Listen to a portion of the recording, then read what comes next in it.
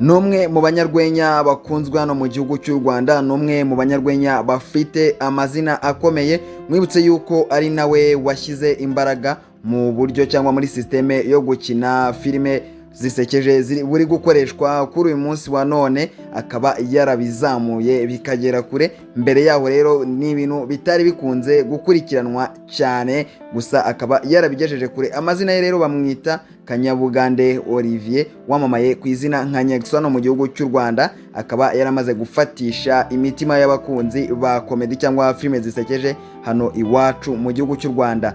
Ni umunyarwenya rero umaze kugira izina riri hejuru, ni umunyarwenya ukomeye kandi twavuga yuko ufite ubuhanga butangaje. Rero uyu Nyexo yagiye avugwa mu rukundo cyangwa ashinjwa gukundana n'abatandukanye, aho havugwaga inkuru ze na Aisha, havugwa inkuru zitandukanye.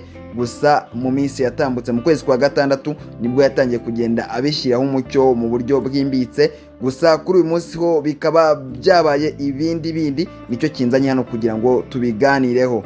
Mbanje kugusuza rero weho udukurikiye gatanu ku kandi, mbanje kugusuza wewe wakanze subscribe, mbanje kugusuhuza wowe udahwema kudukurikirana aho uri hose muvoma urimo izo arizo zose. Reka mwifurize kugubwa neza, amahoro ya Nyagasani akomeze abane nawe. Niba uri muri haso, niba uri mu gatigito, ibyo urimo reka nkubwire ngo biguhire, reka nkubwire ngo kira kintu urimo kugira ngo winjize utari mu buhemu n'ubugizi bwa nabi biguhire kandi bigende neza. Njyewe rero uri kumva kuri mikoro, njyewe tujye kwana muri kino kiganiro ndi fixe nk'ibisanzwe, kandi nkakubwiye yuko ibanga ryo kujya umenyera amakuru ku gihe, ibanga ryo kujya umenya n'akari murori akari mu nda y'isi n'akari kure y'ibyo utekereza, nta bundi buryo rero nubwo kanda subscribe kuri Iwacu Topic, umuyoboro mugari w'ibyegeranyo n'amakuru agezweho hano iwacu mu rw'imisozi igihumbi. Nkabanguwaye ikaze rero muri kino kiganiro.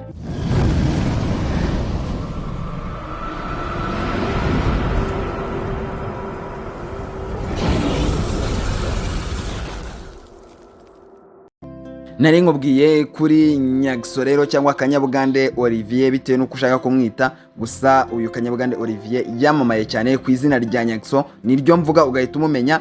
Ndahamya nashidikanya yuko abenshi n'amazina ye bwite ni muyazi muzi izina Nyexo.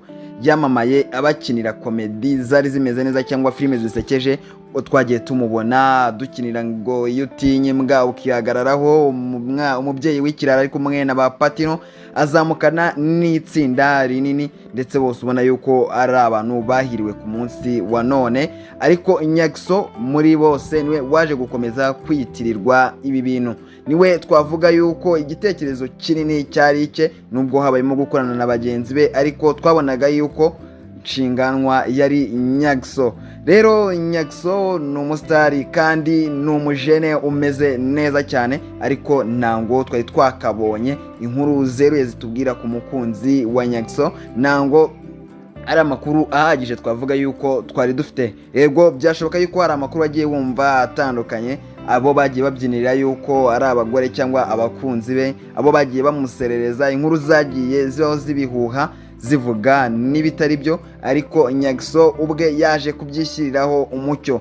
Nango twahwema rero kuvuga yuko Nyexo ari umwe mu bantu bashyize itafari kuri filime zisekeje cyangwa komedi hano iwacu mu gihugu cy'u Rwanda. Ni umwe mu bensipiye kandi anazamura abanyarwenya bagiye batandukanye. Ubona kuri uyu munsi twavuga yuko yakoze ikintu kinini, ni ikintu kinini kubera yuko mbere yuko atangira cyangwa yinjira muri uyu mwuga, ikintu bita komedi ni ikintu cyakurikiranwaga gakeya rwose ugereranyije n'izindi sector zose ziri muri showbiz. Ariko Nyexo ubwo yabizagamo wabonaga ko byagiye bihindura isura, wabonaga yuko aribwo komedi noneho by'umweko kuzirebera kuri YouTube byagiye bigenda bizamuka, abantu bagenda bamugaragariza urukundo. Ubwo twagiye tumubona akorera amakompanyi niko twabyita agiye atandukanye, afite ama YouTube channel. Ubwo twamubonye kuri za X Nation, twamubonye kuri Kasuku Media TV, twamubonye kuri Afrimax. Gusa Nyexo muri urugendo yaje kubyigaho we ubwe abasha kwikorera YouTube channel ye ubwe, kandi abanyarwanda mukomeza kumwereka urukundo ruhagije, mukomeza kumwereka yuko mumushyigikiye kandi mumuri inyuma. Ibi ngibi rero Nyakso yarabikoze biramuhira, kuko ubu ngubu tuvugana amaze kugera ku rwego rushimishije, ariko abanyarwanda n'ubundi kwa kutanyurwa kwacu cyakwagora twifuza yuko ibyo umuntu yaduha byahora ari ibintu twe dukeneye, tukibagirwa yuko hari ibyo dukeneye abandi badakeneye. So bivuze yuko rero umuhanzi nyir'ibihangano, umukinnyi nyir'ibihangano abagomba kuba yafata ibintu agatagetinga audience ku mpande zose, akaba yaguhereza ibyo ukunze, agahereza abandi ibyo ukunze. Rero nukumve yuko yaguhereza ibyo ukunze wenyine. Niyo mpamvu ubwo ndi kubivuga yuko muri iyi minsi nyuma mumaze kubona amakomantere agiye atandukanye babwira Nyakso bati komedi zarabishye iki n'iki, ni ibintu bitandukanye, ariko ibyo sibyo byanzanye uyu munsi. Ndi kuri mikoro kujya tuganire ku bijyanye na Nyakso n'umubano n'umukunzi, ubyumve neza. Rero kuri uyu munsi turiho kuri iyi tariki ya mbere z'ukwezi kwa 9, reka mbanze mwifurize n'ukwezi gushya guhire, uzaguhahiremo, uzakurongeremo, reka buri kimwe kizagende neza. Rero nkomeje kuri uyu munsi nibwo Nyakso yaje kubinyuza ku rubuga rwe rwa Instagram, apostinga amafoto 5, ubona yuko ari amafoto rwose agaragaza umubano mwiza, yambaye neza. Ngira ngo nawe urabibona kuri screen yawe, ari kumwe n'umukobwa umeze neza, umukobwa wambaye, ngira ngo nako n'umukobwa w'ikimero kabisa, ubona usa neza, kayobe keza takorishashagirana ukuboko, ndetse akaba yarahuye n'umutipe twavuga yuko ni ibintu rwose byuzuzanya igikara n'inzobe, couple imeze neza. Rero ngira ngo urabona amafoto yafashe ku kibero, bigaragaza yuko ari agakupure kameze neza. Tubanze twirengagiza ibyo ngibyo, mbanze nkubwire yuko mu kwezi kwa 6 mu matariki 13 hagati ya 13 na 23 maybe, ndumva nanjye narishuwa neza, nibwo Nyakso yashyize hanze udufoto bari ku mazi, bipowe kuri piscine papa, bameze neza, ari kumwe n'umukunzi. Ngira ngo nabyo urabibona kuri screen yawe rwose, afashe watako, afashe ameze neza, bagafunze, ubona yuko ari abantu bishimye. Nta byinshi yigeze avuga, ariko kuri uno munsi reka nkubwire amwe mu magambo Nyakso yavuze. Yapostinze amafoto 5 ari kumwe n'iyi nkumi, ubundi arandika ngo nkukunda byimazeyo, warakoze kumitamo mu bahungu bose ukambera umukunzi, ni iby'agaciro kukugira baby, kandi I promise you ko utazigera wicuza, ndagukunda. Ashyiraho utuntu tw'udutima n'agastika gafite udutima ku maso, ubona yishimye.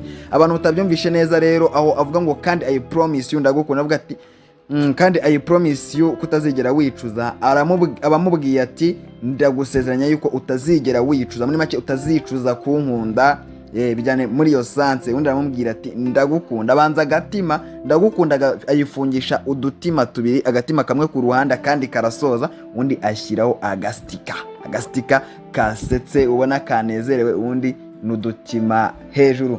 Uyu mukobwa rero ndagira ngo mbwire byinshi, nako niturabyita byinshi, kuko ubu ngubu ntango yari yaba umucelebrity, gusa wenda nawe hope ko bizacamo. Rero amazina bamwita izina rye nako ryabashije kumenyekana iwacu topic atawe yuko yitwa Era, niryo zina akoresha ku mbuga nkoranyambaga. Ubona yuko no mu ifoto no mafoto bapostinze kuri Instagram yari collaboratinze na Nyakso.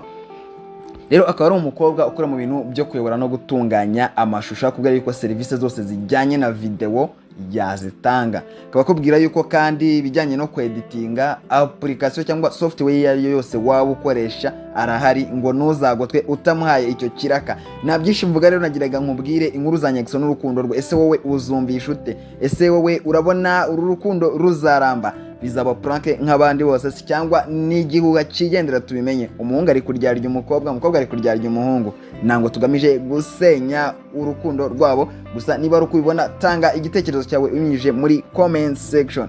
Ndagushimiye rero weho wankurikiye 5 ku kandi, jewe ndi fixe nk'ibisanzwe nko nakomeje kubikubwira. Ibuka ukande subscribe niba aribwo ugeze kuri no muyoboro, niba aribwo ugeze kuri no YouTube channel, tujye tubana umunsi ku wundi.